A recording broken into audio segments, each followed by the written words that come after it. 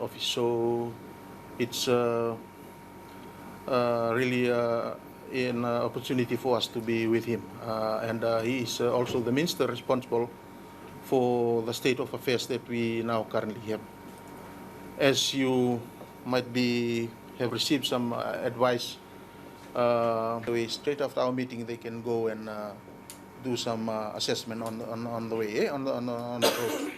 Just a general outlook before we do a detailed assessment later. In the course of our official duty, we have arrested 2 people for disobedience of local order, despite being warned 3 times. They want to enter the checkpoint and come in the township. Because the threat was there that they want to do something, breaking or something. We are dealing with them right now. And they will be in custody for court. What is the advice now? If we can go, they can go ahead with a team, with those that can take chainsaws with them, and allow the bus to, because the longer we keep them, it will be a burden to government. Eh? Okay. So straight after this, once the team is organized, all the bus routes there will a team from with a surveillance team to do the road clearing, and they can go together with the bus, especially those who are now being stranded at the evacuation center. So the faster we clear them out, it takes the load out from us looking after them. It's anticipated this morning that there will be quite a severe crop damage in livestock, but probably more compared to livestock for the 2 provinces of the controlling board. But we anticipate there will be a severe crop damage due to the storm that was experienced yesterday.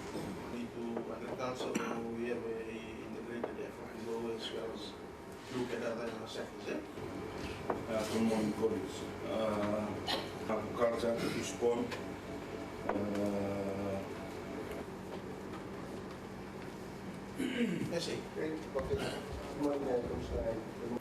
It's heads.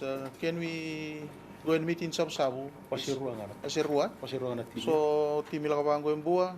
So lakabango. Perto na tako sa bango idake. Nagali so tani Sabu-Sabu na ruwa. I think Tul-Kalok. Sabu-Sabu is we to cut off Sartunga may Sabu-Sabu. We need to go and meet with them.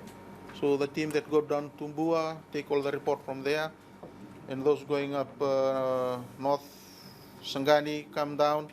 We meet at Sabu-Sabu PA's office at 3 o'clock. Then we come back to Labasa.